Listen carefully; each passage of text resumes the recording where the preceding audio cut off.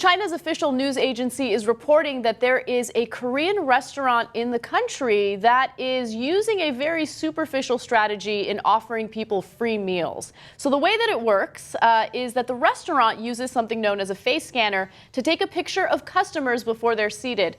Both the beautiful and wannabe hotties are then judged on their appearance by a panel of experts who are actually plastic surgeons the restaurant has some sort of joint promotion agreement with.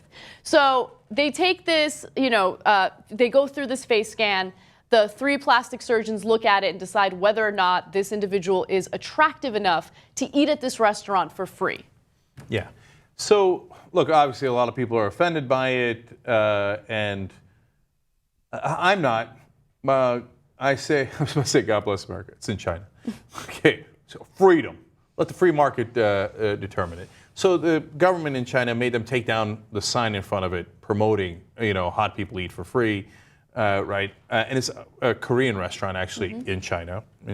Nice, interesting twist. I don't know. It's not much of a twist at all. They have all kinds of food in China. Obviously, it just happens to be Korean. But I don't mind it. I would go. Okay. You would go? I would go. You know why? Because I don't believe that I'll make the list. So I have no expectations. It could only go up for me. Okay? The trick is to keep expectations low, Anna, right? So if I accidentally snuck in and they say, by the way, they're going to give free meals to the top 50 of the day.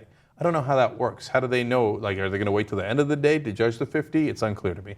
Anyway, but if somehow I made the hottest list, I'd never let you guys hear the end of it. That's great. Okay, and if I didn't make it, everybody would be like, of course, he didn't make it. So I think that this is terrible. I don't agree with it. I wouldn't get involved and try to ban it. If this is the way that they want to run their business, go ahead and run your business this way, but I think it's pathetic. But then I also kind of reflect on certain businesses in the United States, right? And we have businesses here that might not be as explicit or overt about their superficial nature, but they exist. I mean, think about how many attractive women get to bypass a line and get into a club with no cover charge. Happens all the time. That's a great point. You get judged by the way you look on a regular basis. And yeah, the clubs don't have a big sign that says, hey, we got 3 plastic surgeons that are going to judge whether or not you're ugly. But they do it. See, they're a little bit more honest in China. Maybe that's why I like it. There's a little more transparency there, I guess. Yeah. So, but I wouldn't go there with a girlfriend or anybody I'm dating or anything along those lines.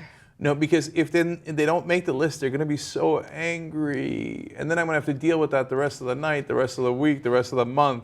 And they're going to want to go back and, find out who the people ranking them are and take vengeance. And I don't want to get into that mess. Right. Look, and there are universal concepts of beauty, right? Whether or not your face is symmetrical and all of that makes sense. But I mean, different strokes for different folks. Like, how do you determine whether or not someone is attractive? Like, a really, really hot guy to most people might be unattractive to me, right? So you shouldn't rely on 3 morons to decide whether or not you're an attractive person. Yeah, and who have a financial incentive, by the way. Exactly. Okay, to judge you.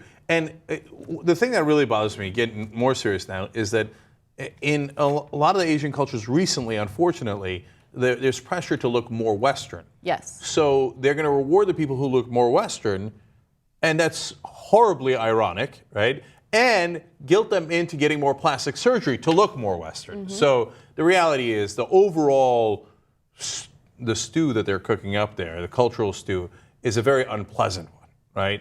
And I hate those pressures. And so, yes, it's ironically an ugly way to go.